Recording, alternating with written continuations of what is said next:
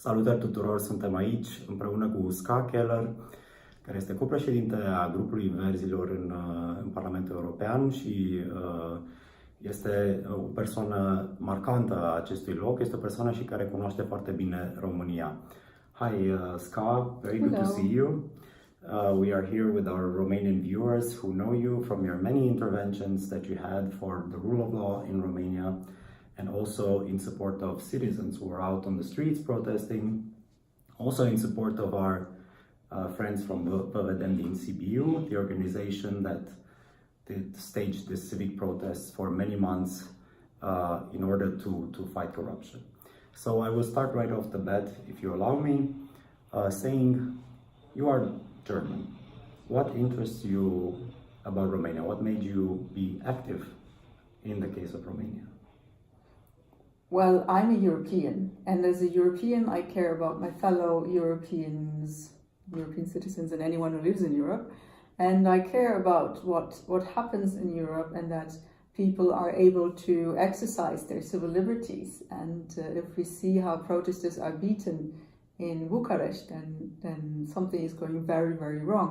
And as members of European Parliament, we have a responsibility to protect people's rights, no matter where in the European Union. Romania has been in the focus of the European Parliament like never before. I work here since 2007, since Romania joined, and I've never seen Romania being so much in the middle of events as it is right now. In October, in the first session, Romania was on the ordre de jour.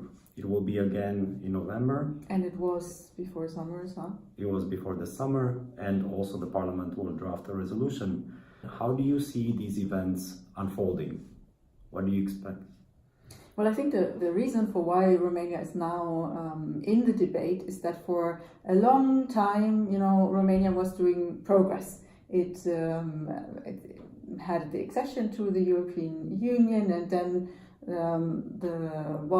the judicial system, etc., was slowly developing. I mean, sure, with some problems here and there, but overall there was progress. And what we see now is that there is a stop of progress, and actually we see a backlash. So things are being reversed. Corruption is getting worse and not better, and that is the problem that we have right now.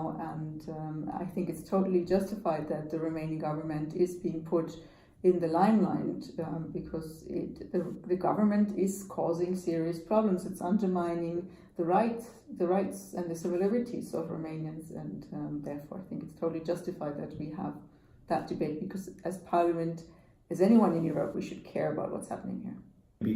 Explaining to the people back home, can Romania be the next Hungary or Poland? Can Article 7 be invoked? Some say that we are even closer than the two mentioned to having some political problems.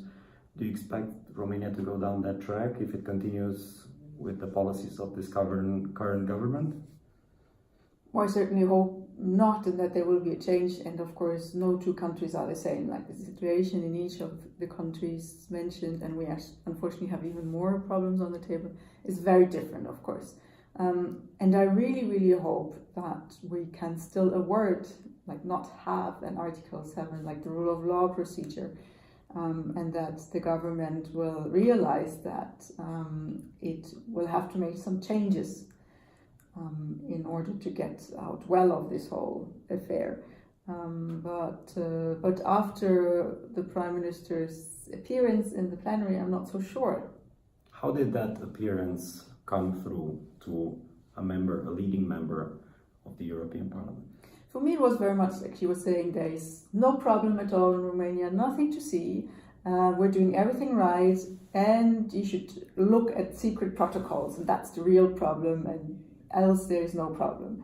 And well, I'm sure you obviously know better, but it could very well be that there's big problems with some secret protocols. I mean, I'm not denying that, but I don't really see the link between that and corruption, legalizing corruption in Romania. I mean, this seems to be a total cover-up story, or even like maybe there's some truth to it. I mean, really, it's not for me to judge, but it's certainly not an excuse. If someone else does something bad, it's not an excuse for yourself to do something bad.